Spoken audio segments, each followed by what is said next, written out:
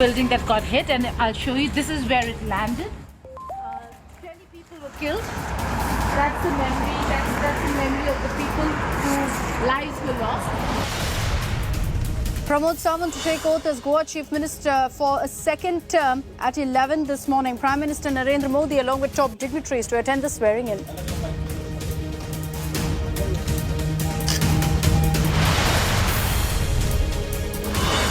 Shocker from Uttar Pradesh's Kushinagar. Mob allegedly lynches a Muslim youth for celebrating BJP's win and chanting Jai Shri Ram. Yogi orders probe. Pakistan Prime Minister Imran Khan blames foreign powers for destabilizing his government in massive Islamabad rally. Opposition to hold a counter rally as key ally dumps beleaguered Prime Minister. And high drama plays out at the 94th Academy Awards. Will Smith throws a punch at Chris Rock for a joke on his wife. Also, interestingly, goes on to win the Best Actor award for King Richard.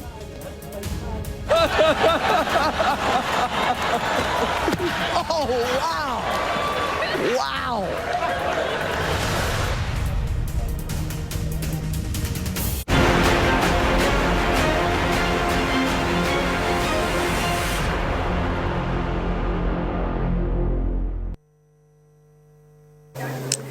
And let's begin by getting you all the latest updates on the Ukraine war. 33 days now that we've been getting you horrifying images and videos that have emerged from the conflict zone. Let's get you the latest defining images. Our first image is from the city of Kherson, where Russian forces used smoke grenades to disperse people who were protesting against Russian invasion. People were seen running away from the protest site. This is the second time that Russian forces have targeted protesters in Kherson.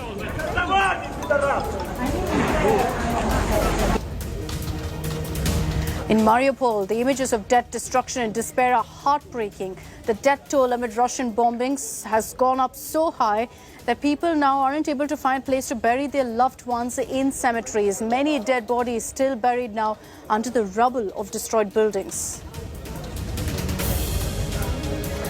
It's not just big cities, but also smaller towns and villages that have been targeted by Russians. Lukyanivka, a town east of Kyiv, also suffered damages. Images here show a Russian tank marked with an old symbol that's been taken by the Ukrainian army. What you see on your screens are images that have come in from three small villages near the capital city of Kyiv. This is Bishiv, Stoyanka and Sitinyanki. The villages are in ruins after intense shelling by Russian troops. Military equipment has been destroyed also, leaving behind a trail of destruction, as you can see there. The second largest city of Ukraine, Kharkiv, is in shambles. Rescue teams are in action here, gutting fires and helping stranded residents out of the strike zone. Rescue teams are also seen conducting search operations for victims after a Russian airstrike. Let's tell you what the situation is in Luhansk as well, where buildings have been set on fire, completely destroyed, houses have collapsed. Residents are facing a major humanitarian crisis as they are living, the few in fact left behind are living in deserted streets with collapsed buildings and mass destruction all around.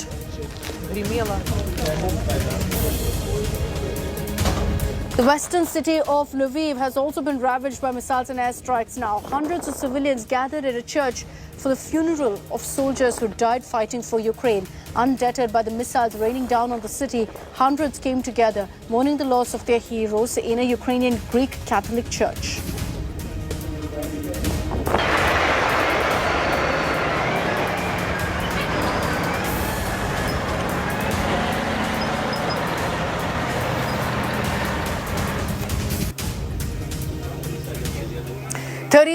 Days of this war raging on. The only hope for some sort of a breakthrough for this conflict to end is, of course, dialogue. And that's why right now everyone's watching out for the next round of talks that will be taking place between Ukraine and Russia, with Turkey as the mediator. The negotiators will be meeting for the sixth time for talks to broker some sort of middle ground to end this war. The talks will be held in Turkey. It's the second time that such a dialogue is being hosted by Ankara.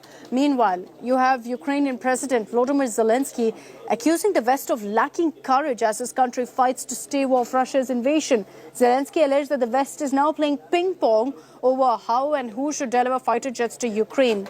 Ukraine has alleged, meanwhile, that Russia wants to divide the country into two parts and install a puppet government in the occupied area.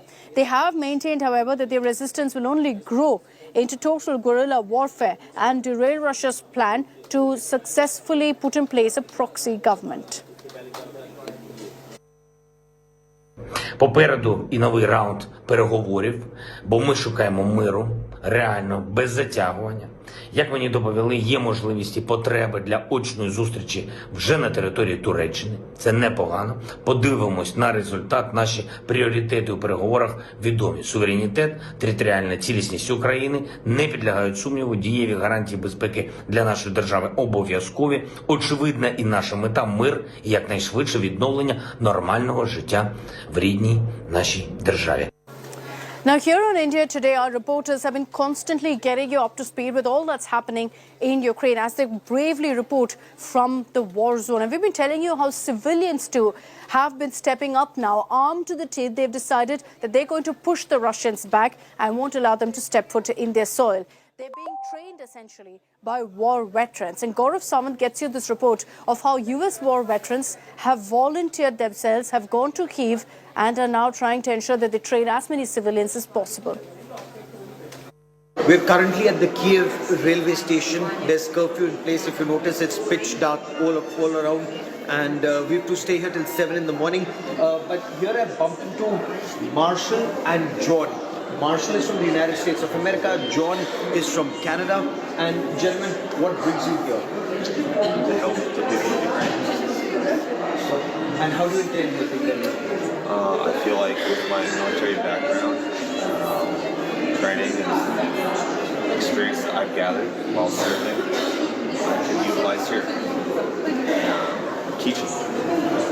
So Marshall, incidentally, is a combat veteran. He's had extensive tours of duty overseas with the U.S. Armed Forces. John, you're helping as a volunteer. What Correct. do you do? So I'm actually bringing donations from Canada. So I'll be volunteering at the Medika border crossing, just helping refugees. I passed through there a couple days ago. They definitely need all the assistance that they can get, 100%. So what kind of training will you give here? I mean, will you be a part of the foreign legion? Will you be a part of combat, or will you only train? I really don't know yet. Maybe both, one or the other. I hope whatever difference I make, it's a positive impact. This actually could have an impact on your life. I mean, the Russian forces on the other side, and you'd be fighting as an American citizen fighting in Ukraine. Yes, it's very possible.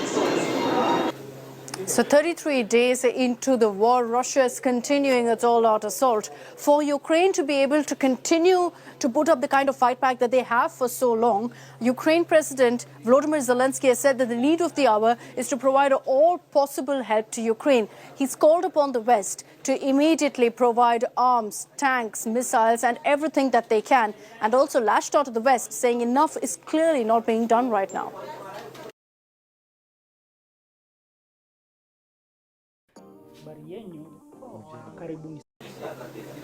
The day after multiple Russian missiles hit targets in Lviv in the west of Ukraine, President Volodymyr Zelensky demanded world leaders give his country more weapons. His tone taunting at times. It is planes for Ukraine, it is tanks for our state, it is missile defenses, it is anti-ship weapons. That's what our partners have, just gathering dust. After all this is not only for Ukraine's freedom, but for Europe's freedom. We have already been waiting for 31 days. So who is running the Euro-Atlantic community? Is it still Moscow because of their threats? On Sunday across Ukraine, prayers for victory and an end to the war. My mother is 68. She desperately wants to go home. She doesn't believe that the home is not there anymore. In our village, whole streets were destroyed by Russian tanks. After a month of Russian bombs and shelling, not everyone is willing to turn the other cheek. Our military needs weapons because we can't stop the war with diplomacy. Diplomacy doesn't work. We don't know Putin's reasons and we cannot convince him by talking. I don't know his reasons, but he is against the whole world. In Kherson, protesters still being tear-gassed say demonstrations have pushed Russian forces back, and they are not in complete control of the city. In Kharkiv, more overnight shelling further devastating a city already heavily battered by Russian strikes. And more evacuations from Mariupol, still the worst affected city of the war. The latest attacks on Lviv came after Moscow announced plans to refocus its military on the Donbas region. Lviv's mayor and its residents say the missile strikes are proof Russia cannot be trusted. You can still smell the fuel in the air 24 hours after Russian missiles hit the storage facility just over there, pretty much destroying it completely. Now this fuel depot, the fire that was here has been put out. Firefighters have managed to make sure that the facility is now safe, and we have these large fuel trucks here on site to transport the rest of the fuel that is still at that depot away from this area. This is a mixed residential industrial area, and that fuel needs to be removed from here because this location is now considered a known target. The facility is still standing, but structurally compromised. Salvaging the remaining fuel is important for the war effort and for the safety of this neighborhood, one of the latest to be targeted in this conflict. Zain Basravi, Al Jazeera, Lviv. So while everyone's talking about the Ukrainian fight back, there have been a lot of questions about whether Russia has kind of miscalculated their steps. Russia's communication so far has been that their invasion plan is going just as they anticipated. It's on track when they once again came out and defended their step of announcing the demilitarization of Ukraine. These Russian soldiers were wounded in the fighting in Ukraine. They are shown here attending a music concert held in a hospital. In another hospital, Deputy Defense Minister Alexander Fomin awards the wounded with medals for their service. The plan is to return home as soon as possible and to continue with my career as a civilian, to study. I wish for peace in the whole world, honestly, because the current situation affected not just me. My father's in the military, my grandpa's in the military. President Vladimir Putin has also praised members of the National Guard taking part in what Russia describes as a special operation in the Donbas region of southeastern Ukraine. Comrades, indeed combat conditions involve increased risk. I'm well aware of how you act in this situation, highly courageously and professionally, skillfully and fearlessly.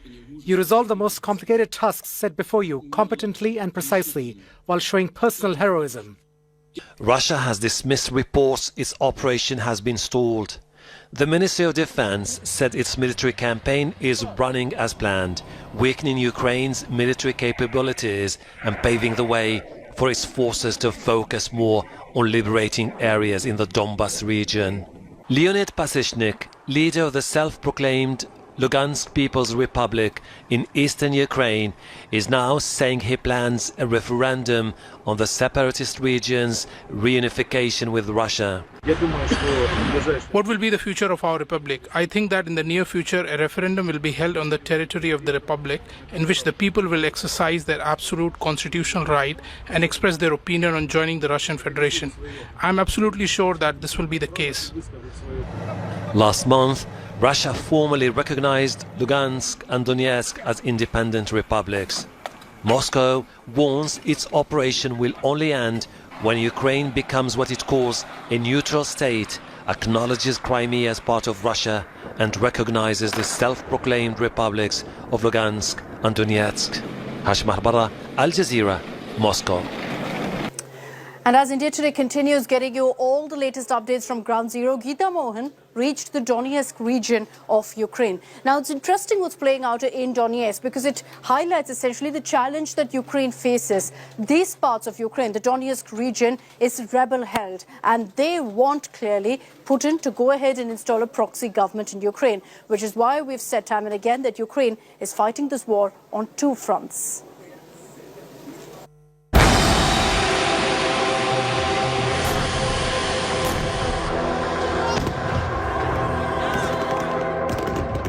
Ukraine is fighting a two-front war, one with Russian invasion forces and the other with Russian-backed rebels of Donetsk, who call themselves the Donetsk People's Republic, a separatist region which is pitted against the Ukraine rule.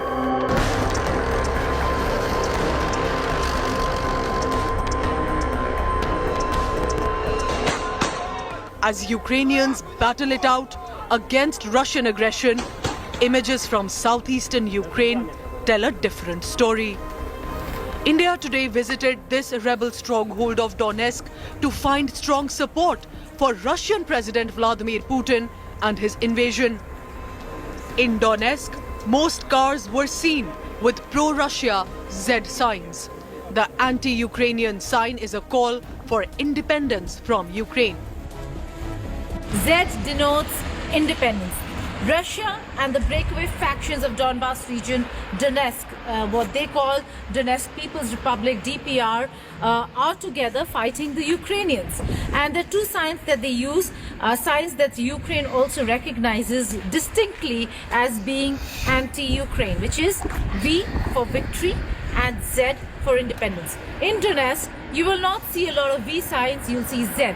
Why? Because the call is for independence. So a lot of cars over here that you see have the Z sign, only saying that they do not want to remain with Ukraine, they want independence. Russian supporters in downtown Donetsk were also seen paying homage to the lives lost in the Tochka-U missile attack, carried out by the Ukrainians on 14th March. More than 20 people were allegedly killed in the attack, which left marks of shelling on residential buildings.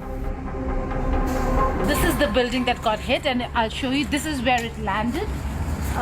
20 people were killed. That's the memory. That's the memory of the people whose lives were lost. And the entire building over here, you can see the marks of shelling. If you see, there are marks of shelling everywhere in the building. Lately, it's noted that the attacks are even more frequent than before. I talked with some military personnel, and it's totally speculative what I'm going to say. But one possible explanation is that Ukrainian troops, which are stationed in Donetsk, or near Donetsk right now, it's possibly more than 50,000 of them. So it's a huge troop, and possibly they are sending the sort of a message. The Moscow-backed separatists have ruled the Donbas region for 8 years now. Russia is now using them as tools to gain upper hand in the invasion war. Will there be a ceasefire? Will there be an end to war? Can there be negotiations where both sides' demands are met and kept? We'll be reporting on that. With which journalist Satya Rautre in Donetsk, Geeta Mohan for India. 33 days into this war, and Russia continues to fire from all cylinders. You look at what's playing out in South Ukraine, the Black Sea, Sea of Azov, all of that, Russia has essentially cut off for Ukraine. And from there, they're also firing and assaulting all parts close to the coast of the Black Sea and the Sea of Azov. The Russian Navy Buyan M missile boat fired 4 caliber cruise missiles that reported widespread destruction in these regions.